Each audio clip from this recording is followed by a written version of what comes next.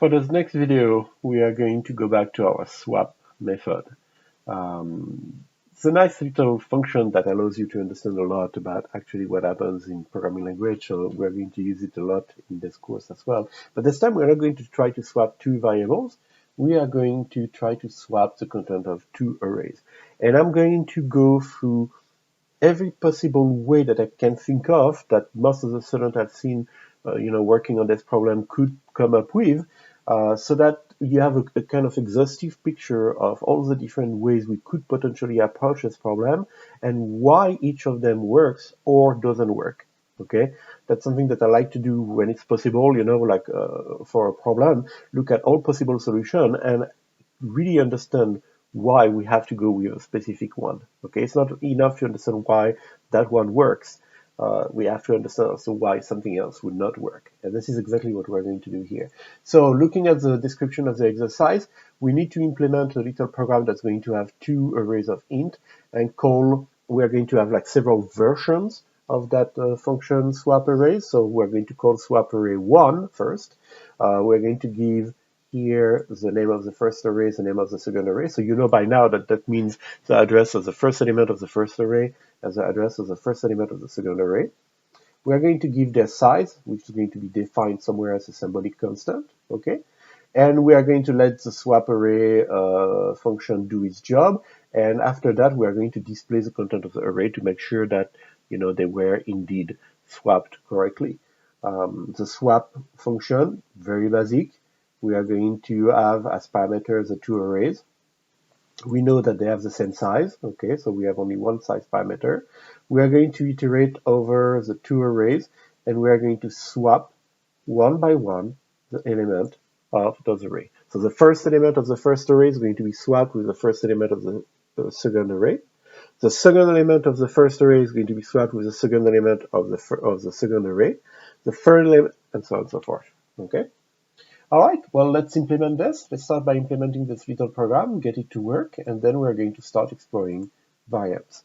So we're going to need a few things here. I'm going to need a void display array. Okay, this is a little function that's going to display an array for me. Actually, I'm going to have it display both arrays for me. Okay, so I'm going to say, you're going to give me a message. So what kind of header you want me to display on the screen. Then you're going to get me an array 1, and then an array 2, and then their size. And I'm assuming both arrays have the same size here. Okay? You're going to give me all this. And what I'm going to do in exchange of all this information, I am going to actually display the little message that you wanted me to display on the screen. So printf. And I'm going to put that between backslash n so that it's spaced out on the screen. It's a string, and I want to display the string str. Well, let's call it actually message, since this is supposed to represent a message. Okay, that makes sense. So first I'm going to display that, and then I'm going to display the content of the arrays. So I'm going to say printf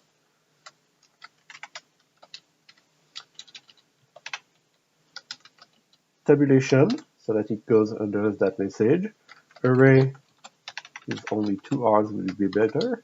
Array number 1, and this is going to be the content of array number 1. And then I'm going to display printf. Actually, let's be lazy. Since really there is one character difference, okay? Printf array number 2.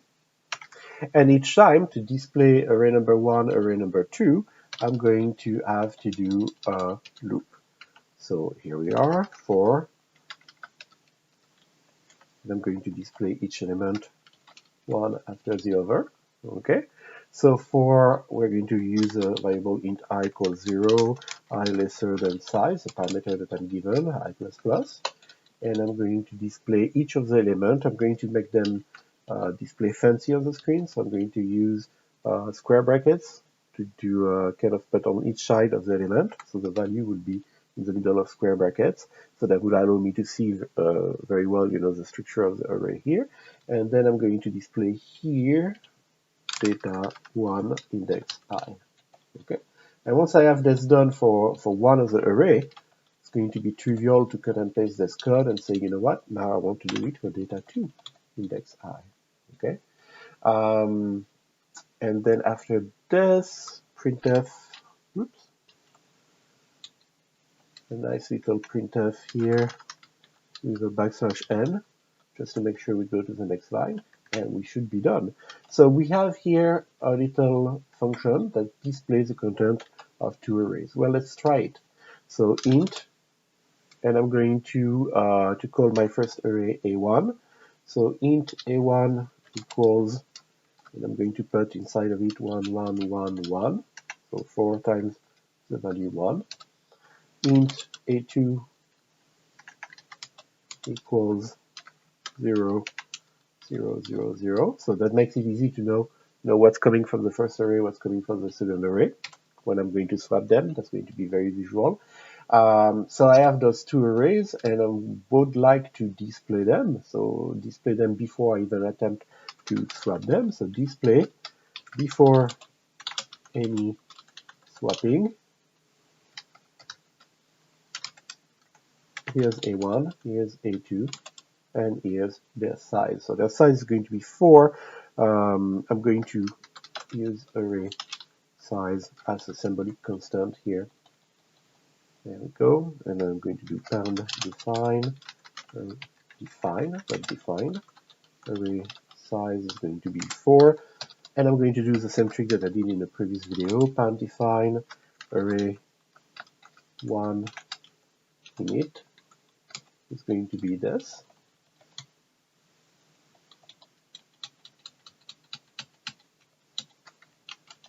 Here we are. So I'm just using macros here. I don't have to. I just use them to get you progressively used to seeing macros being used. Okay. So here's one. Here's the second one. Array 2 init.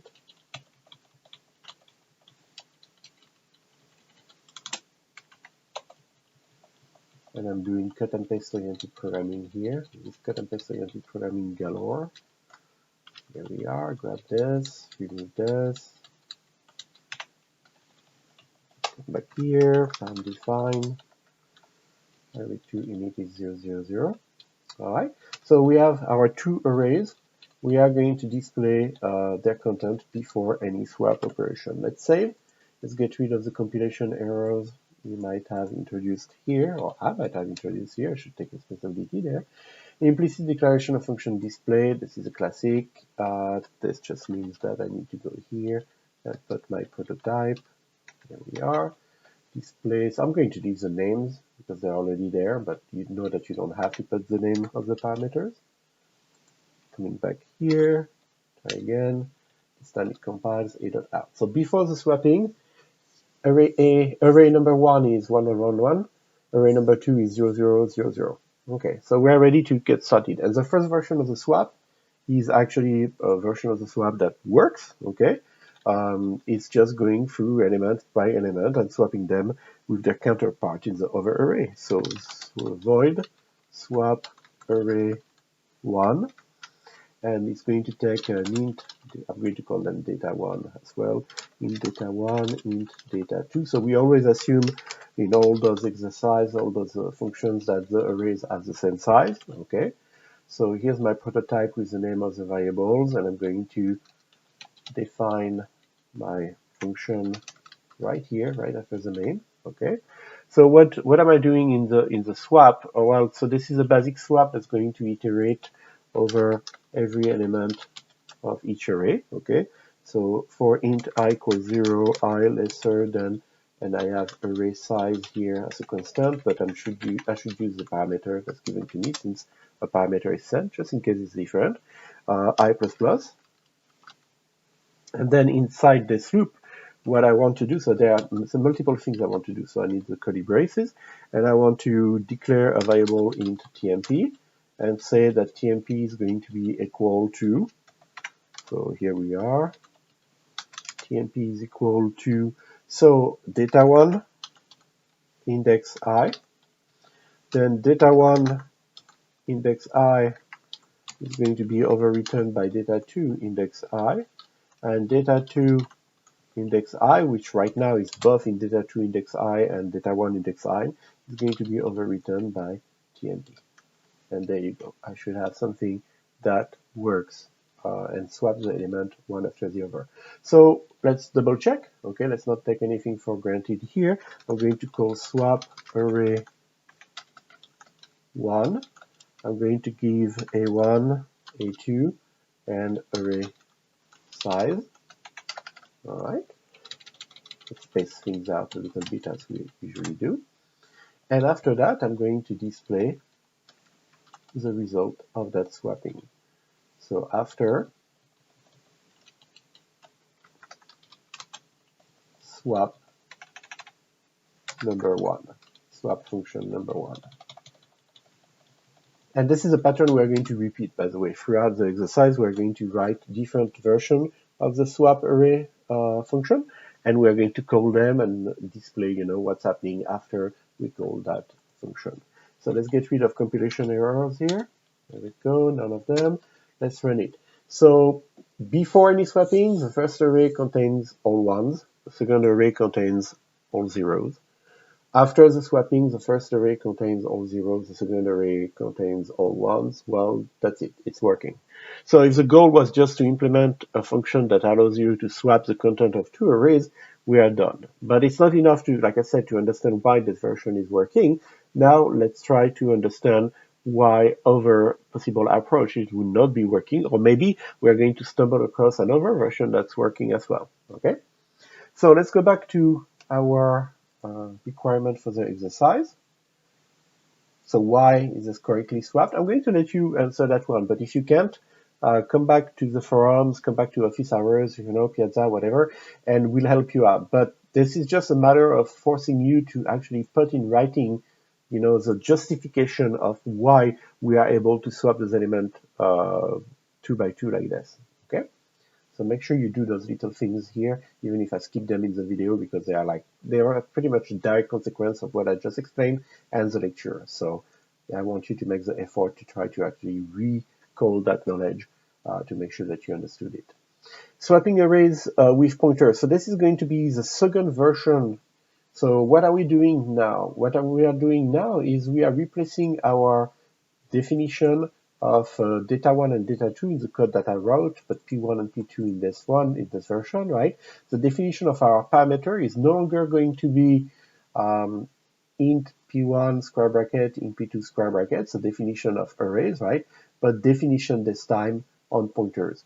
The logic of the code remains the same. So we are really just changing how we define the parameters. So we are still passing the same thing from the main. We're still passing our first array, our second array, right? A1, A2, but this time we are receiving them as pointers. So I'm going to go here and I'm going to real quick change the name here to P1 and P2, just so that it's consistent with the instructions, right? P1, parameter 1, parameter 2, this is what it stands for. There we go, P1, P2. All right, and now that we have this, so before to do anything else, let's be paranoid. Compile it, run it. Yeah, it's still working. Awesome. All right, now take this. And I'm going to call the new version swap array 2. And all I'm changing is I want to declare my parameters differently.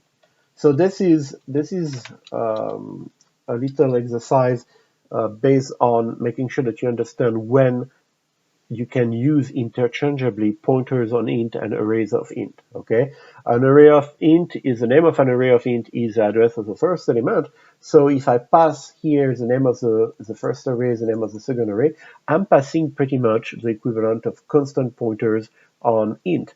So I can receive them like this, okay, inside of pointer on int variables, and then do the same operation using the array notation. That's perfectly legal, okay? But we are going to double check that by implementing this little proof of concept program. So compile this. I just realized that I didn't call the function, so this is a problem. So let's go here. We're going to go here. We're going to steal this code right there. And we're going to say that now I'm calling swap array 2. So I already swapped the array one time, so I expect them to go back to their original content. Okay, if I swap them a second time, and I'm going to display after the swap number 2, this is what's happening. All right, now the file is saved. I can compile it. What did I do? I forgot the, as usual, I always forget those things. I forgot the prototype here. There we go. And of course, the prototype here is not going to make sense anymore. So I'm going to update that real quick. Okay. All right. Go back. Expected declaration statement enough input, so I didn't close something properly. Boo. All right. So this is happening on line 56. Let's see. These are closing fine. These are closing not fine. Why?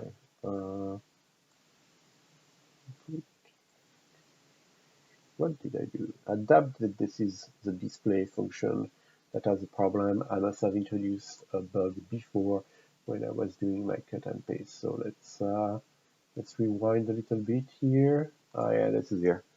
There we go. All right. That's becoming a classic of mine too. All right. GCC main.c, no compilation error, run it. So I swapped the first time, I swapped the second time, it's working. So again, reflection moment. It's working, but why is it working? You know, why is it that I can replace star P1 square bracket by star P1 and it's still doing exactly the same thing? All of the answers are there, but I want you to take the time to write them down on paper or like on a document or something like that to formalize your explanation of why this is working. And if you're not 100% sure of your explanation, or I would say even if you're sure of it, post it on the forum, come to a TA or me and discuss with us about, double checking that your answer is correct. Okay, it's very important that you do the step of regenerating the knowledge by yourself, not just, listening to somebody give you the solution. All right, what else? So that was version 2, right? Swapping arrays with pointers. So let's scroll down. What else do we need to do? So the third version, we have pointers, but now we're going to get smart. Smart in this case is bad, okay? We're going to hit a wall. So what we're saying is, hold on. If you give me a pointer on the first array and a pointer on the second array, here's my logic. And that logic is wrong, but I want you to hear it out so that if you ever think that way, you're going to know exactly why it's wrong. My logic is if you give me a pointer on the first array and a pointer on the second array, if I make this pointer point on the first array and this pointer point on the second array instead, well, I kind of swap the two arrays without having to go through every element. So it's super efficient, right? Even if you give me arrays with 1 million elements, I just take the pointers on those arrays, swap the pointer value. So say that the second array starts here, the first array starts there, and I'm referring to the address of the first element of the other array in each case, and that's it. I don't have to iterate through a million elements to do the swap, one by one. This is super tedious. So this is my smart version, quote unquote, air quotes around smart, okay? That smart version that's super optimized, but unfortunately is not going to work. So let's take a look. Let's implement it first, and let's take a look at why it's not working. Swap array. So this one is called 3A in the instruction. We're going to keep the same stuff, right? And I'm going to say here that I have all of this junk inside of it. There we are. And then I'm going to say, okay, here's the logic. I have a pointer, TMP. Okay? And I'm going to say TMP is P1. So P1 contains the address of the first array, the first element of the first array. So I save that in TMP. Then I'm going to say P1 is P2. So now I want both P1 and P2 to refer to the same array, the second array. Okay? And then I want P2 to refer to what was the first array, and I save the address at which that array starts in TMP. All right? So if we look at this visually, what I'm trying to do here, let me grab a pen real quick. What I'm trying to do here is that inside the main, I have, so how did I call them? A1, okay, here's A1, 4 elements. Here's A2, also 4 elements, okay. And then I have P1 and P2. Those parameters, P1 refers to the first element of A1, P2 refers to the first element, this is a crash landing right there. Sorry about that, no victim. P2 refers to the first element of the array A2. And what I'm doing that is also smart is I'm saying, well, what if I do this instead? I make this refer to that, and this refer to this, okay? So that's the proposed ID. And it's implemented actually correctly. I did a swap of the content of P1 and P2. Let's see if it's working. So this is called swap array 3A. So we are going to, again, steal this. And we are going to say, oh, there we go, swap array 3A. So I swapped already the arrays twice, so they are back to their initial content, okay? And I'm going to say after swap 3A, this is what's happening. Let's go here, compile, get rid of compilation error. Do you mean swap array 2? No, I did not. Why is it asking me? Thanks for asking, but why? Implicit declaration, so yeah, it's again,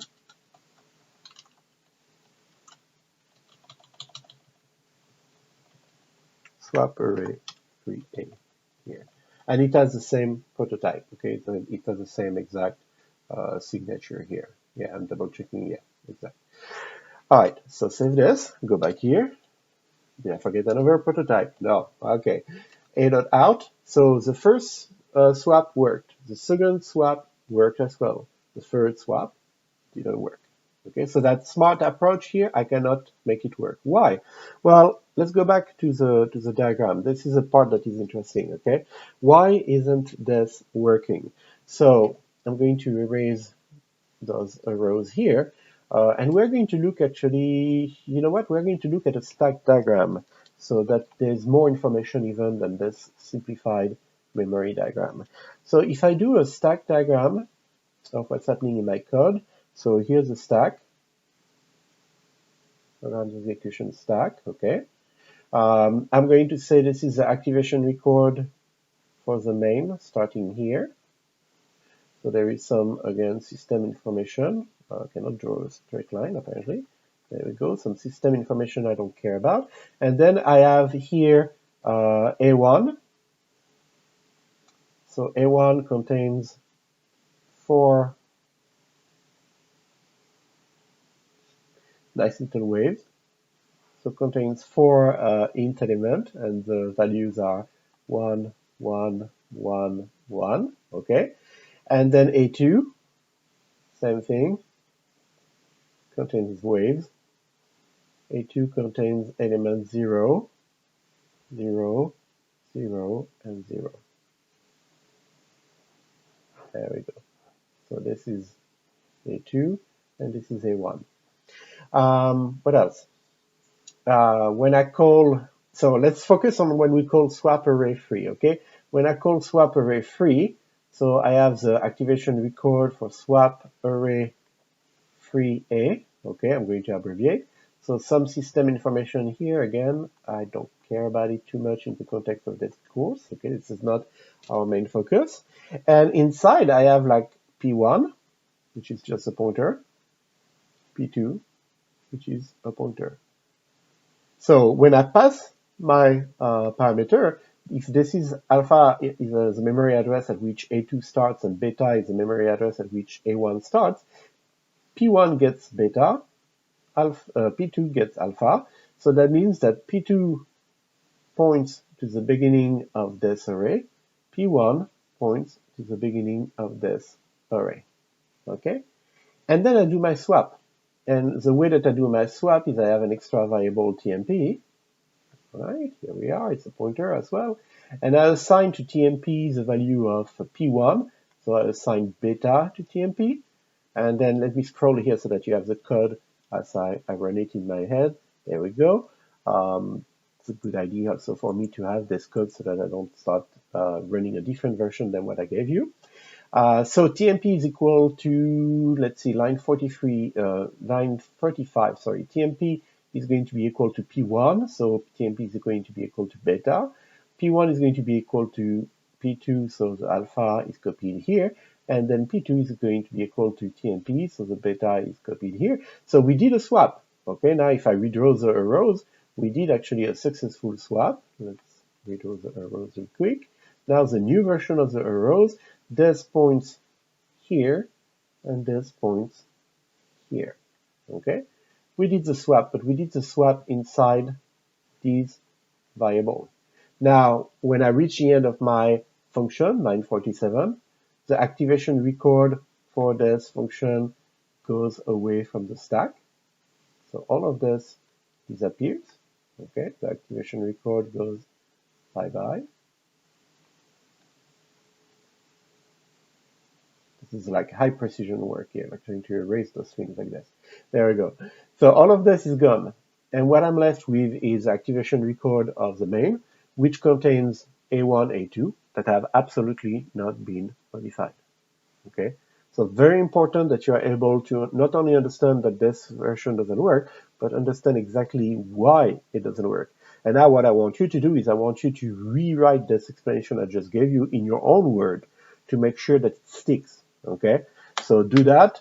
Answer the question in the exercise, rewrite this explanation, and if you're not sure that it really captures the correct explanation, then come and see us once again. Okay? So this was our 3A version. Okay?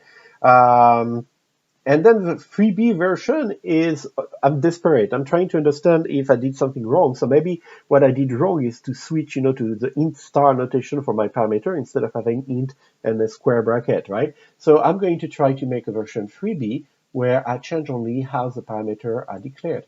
And I go back to the notation, the good old array notation. So let's take a look at what this is going to do for us. So I'm going here, I'm going to make a cut and paste again of this guy, because this is going to be very similar, right? This is exactly the same thing, except that it's called 3B, and we are ditching the pointer notation and using instead the array notation. But the code here is the same. Interesting, right? That's the equivalence pointers and arrays at work for you right here. So I save this. This time I'm not going to forget to cut and paste my, my connection error. So I'm going to cut and paste my prototype up there. See, for one time I remember to cut and paste the prototype and the whole system crashes on me. So we're going to give it like once again, try to reconnect. I'm going to pause the videos and I'm going to resume it once we have a connection restored. Sorry about that. Well, actually, there you go. That didn't seem to have taken too long. So I'm going to go back here. You just have to say that you are going to pause the video and suddenly everything works. I'm going to go back here and I'm going to paste my prototype right there. I spoke too fast. A little bit of a problem with the cut and paste here. Let's see. There we go.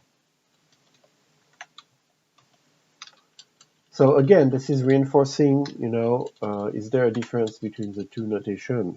And we are going to see the answer to that question like hands-on pretty much. We are going to cut and paste this. We are going to add it here, and this time I call swap array 3B.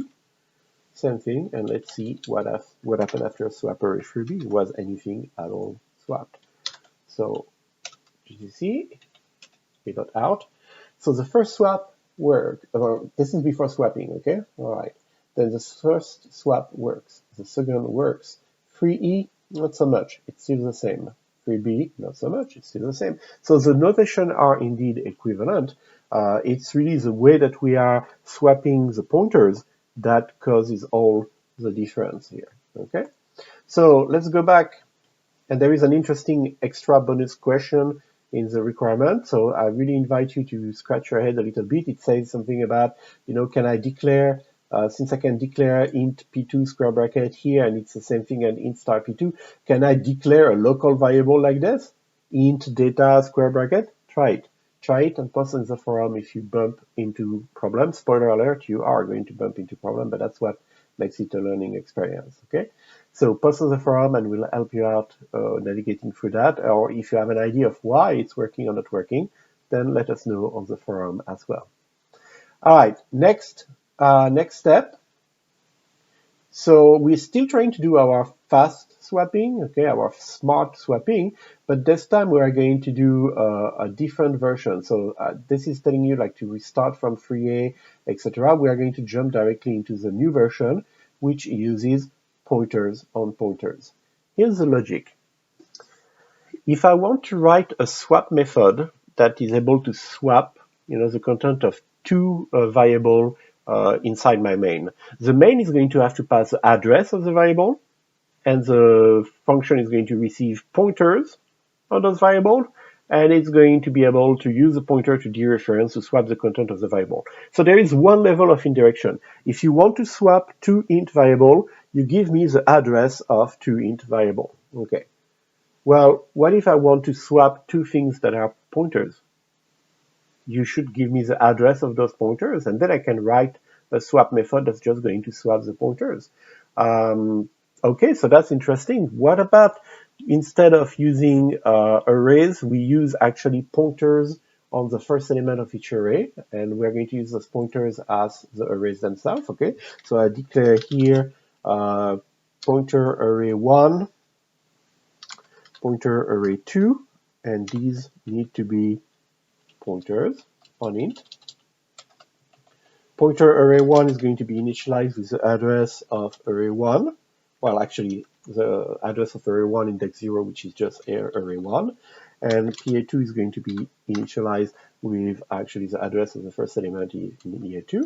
And once I have those things there, then I can actually, there we go, we're going to illustrate that real quick, So swap array, I'm going to call that, this is not ask, so swap extra, okay?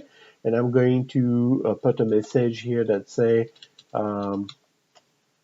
swapping again with 3A, okay, but pointers. That's too long, but okay, never mind. We'll try. So I don't need actually a new function here. I'm just going to use 3A or 3B. Okay, let's go with 3B. So let's try to make this shorter so that it fits on the screen. Again with 3B, but pointers. Okay. And instead of passing A1 and A2, I'm going to pass PA1, PA2. That's exactly the same thing. Okay, so those pointer variable contains the address of the first element of the first array, the first element of the second array.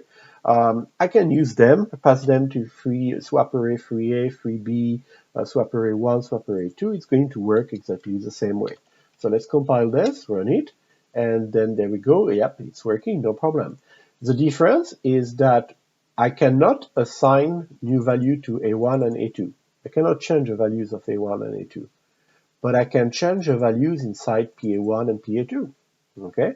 So now if I go and I say, for example, I want to swap with a new method, okay, that's smart method, that's fast method, like I'm going to call it 4, swap array 4, did I call it 4A or something like that, or I called it 4A, but there's no 4B, so I might as well call it 4, yeah. So I'm going to call it swap array 4, and I'm going to say, I want you to swap this with this, but to enable you to be able to swap what's inside PA1, PA2, I give you the address of PA1, the address of PA2. And this time, I'm going to say, after swap number 4, and this one is using pointers on pointers. And what I want to show is what's in PA1 and PA2. I should have used PA1 and PA2 here. Still going to work, but I just forgot to update PA1, PA2 here. So this is what happened after we call swap number 4, and now I need to write swap array version 4. So let's go.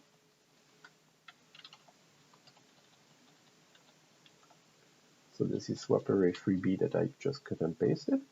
So we're going to go through the change one by one. I want the same logic, okay? I want to be able to swap the pointers. But what I'm going to do now, I'm going to say my first parameter is not just a pointer, because a pointer, that would be the address of the first element. I want the address of a pointer to that first element. And then I want the address of a pointer to that first element of the second array. Okay? And then I want to modify those pointers. So how am I going to do this? I'm going to say that I have an int star TMP, okay? And I'm going to say that this is equal to what is referred to by P1. So one level of interaction. We're going to make a diagram in a second, okay? Then I'm going to say that what is referred by P1 is equal to what is referred by P2. What is referred by P2 is equal to TMP. So first, let's compile this. Get rid of all the compilation error, if any. Implicit declaration. We all know what this is about now. Let's go. Let's take this. Swap array 4. There we are. And don't forget to remove this. Try again. Run it. So let's space this out a little bit. So swap array number 4, it worked. Okay, first thing. We wanted to make sure it compiles, the thing is fusible. Does it work? Yes, it worked. It swaps the content of the array. Now, how does it work? Let's take a look at the code here. Let's keep the code on the screen, and we're going to go get our blank piece of paper here, piece of whiteboard to display things. Okay, so I'm going to clear this up, and we're going to explain what's happening here. All right. So let's do a simple memory diagram, okay? So I have, inside my main, I have A1. Let's change color here. We're going to need like fancy colors later on. So I have A1. Again, let's try again. There we go. All right. I have A1, take 3. A1 is an array of 4 elements. Contains 1, 1, 1, 1. A2 is an array of 4 elements as well. Contains 0, 0, 0, and 0. Okay. All right. And this is inside the main. So this is actually the main method activation record. And then I call, and then I have P1. It's not over. It's not over yet. I have in my main, I need to scroll back to see how I call them. I have PA1 and PA2 here. PA1 and PA2 still in the main activation record are going to be pointer. PA1 points to the first element of this array. PA2 points to the first element of this array. Okay? And then I have the activation record for the function swap array 4. I'm going to abbreviate it. Okay? It has P1, which is a pointer on pointer. It has P2, which is also a pointer on pointer. And it has TMP, which is just a pointer on it. Okay? So let's give ourselves some memory addresses. Let's say that this starts a memory address alpha. This starts a memory address beta. So I have an alpha here. I have a beta here. Okay? When I call my swap array 4, like on line 39 here on the left-hand side, when I call my swap array 4, I pass the address of P1 and the address of P2. So let's make up Greek letters for these. Gamma is going to be the address of P1. Delta is going to be the address of P2. So I pass to my function, when I call it swap array 4, line 39, I pass the address of PA1, sorry, the address of PA1, so it's not P1 and P2 that I want, it's the address of PA1, gamma, and the address of PA2, delta. Sorry about that. Let me correct things here. There we go. There we go. All right. These are the ones that I want to pass the address of. So I pass the address of PA1 as first parameter, so the gamma ends up here. And that means that this pointer points to that pointer. I pass the address of PA2, delta, as second parameter, which gets assigned to P2. This pointer points to this pointer now. So you can see that I can access the data from A1 and A2 using the name A1 and A2 in the main. Or using star PA1, star PA2 in the name, I can access all the elements. I can dereference those arrows there like this. Okay? And then from the function swap array number 4, I can use P1 and P2, and I can do a double dereference. So this would be star P1, and this would be star P1. So I can use double dereferencing to access the element of my array. But that's not what's going to be of interest for me right now. What's of interest for me right now is that I'm going to do the swap between P1 and not P1 and P2, but PA1 and PA2. So let's see what's happening here. So on line 47, I assign to TMP the value of star P1. So the value of star P1, this is P1. I follow the arrow. Star P1 is this guy here. So the value that I'm assigning to TMP is alpha. Okay. Then I'm saying star P1 equals star P2. So P1, star P1, this is again this guy here, equals star P2. So the beta gets assigned inside of PA1. And this is a key to all of this working. Okay. The beta that's here, and I'm going to redraw those lines a little bigger, the beta gets assigned to PA1. It's still in PA2 as well, okay? Making those boxes a little bigger. And then we are on line 49. Star PA2, which is this guy here, is assigned what we saved in TMP, which is alpha. So I remove the beta that's there, and I replace it by alpha. So I did swap the content of PA1 and PA2 from inside the main using the pointers P1 and P2 inside my function switch array 4. So what happens when the switch array 4 function returns on line 15 completes? All the activation record goes away. Okay, so TMP disappears, P2 disappears, P1 disappears. Okay, what's left? Well, this activation record here disappears. We are back into the main. Inside of the main, you will notice that now PA1 contains the memory address beta. So that means that now it points to this element here. And PA2 contains the memory address alpha, which means that now it points to this element here. So I did actually swap what PA1 and PA2 were pointing to, okay, which was the two arrays. So if I continue accessing the arrays by PA1, PA2, I indeed swapped what each of them was pointing to, okay? Again, this is not meant to be trivial. This is actually, we're like going through a peak of difficulty for this course right now. This is generally where a lot of students have difficulty understanding. Don't give up. It's not because something is difficult to understand that you're not going to be able to understand it. All that means is you have to advance carefully, you have to ask questions, you have to study this and repeat it to yourself a few times, go over the explanation a few times. Not everything is going to be understood right away. Okay, not everything is meant to be easily understandable right away with one explanation. So this is what studying means, right? You're going to go over this explanation, you're going to kind of cross-reference it with what is in the lecture, cross-reference it with what is in the reading assignment, then you're going to ask questions on Piazza forums, maybe come to office hour, and all of this is part of studying, part of making sure that you understand, you internalize that knowledge, okay?